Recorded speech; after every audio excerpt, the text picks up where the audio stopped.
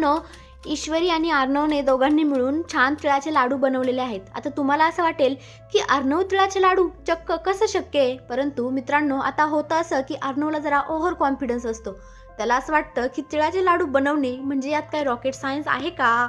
यात काय लॉजिक आहे एवढं मोठं? तिळाचे लाडू तर मी पण बनवू शकतो. परंतु त्याला अंजली आणि मामा समजवतात की अरे एवढं सोपं नाही तिळाचे लाडू बनवणं.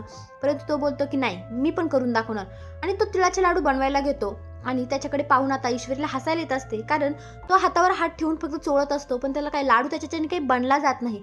तेव्हा आता ईश्वरी त्याला छान समजून सांगते, अहो सर, तिळाचे लाडू बनवायचे एवढं सोपं नाही. कारण काय होतं माहिती आहे का, सोपी गोष्ट ही कधी सोपी नसते आणि अवघड गोष्ट कधी अवघड नसते. आता हे मात्र खरं आहे बरं का, सोपी गोष्ट वाटणारी सोपी नसते आणि अवघड गोष्ट वाटणारी अवघड नसते. आणि आता काय बोलतात, अर्णव मात्र तिच्याकडे लक्ष देत नाही. मग आता ईश्वरी बोलते की सर, तीळ आणि गूळ एकत्र आल्याशिवाय लाडू कसा बनेल? तुम्ही त्या दोघांना एकत्र आणायचं काम करा ना, त्यांना प्रेमाने हळुवारपणे त्यांना हे करा. तुम्ही असं केलं तर कसं होईल? आणि ती आता स्वतः अर्णवला मदत करणार आहे. अर्णवचा हात हातात घेत आता मस्तपैकी छान लाडू वळणार आहे. आणि अर्णवला लाडू वळवता वळवता आता अर्णव आणि ईश्वरीचा छान मस्तपैकी रोमॅन्स सुरू आहे.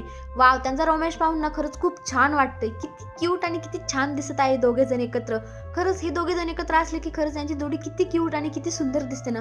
परंतु त्या अर्णवला कधी कळणार आणि त्याचा गैरसमज कधी दूर होणार कोणास ठाऊक. परंतु लाडू मात्र खूप छान बनवलेला आहे दोघांनी एकत्र मिळून. आणि ते दोघे असेच एकत्र राहू. तुम्हाला काय वाटतं? कमेंटमध्ये नक्की सांगा. धन्यवाद.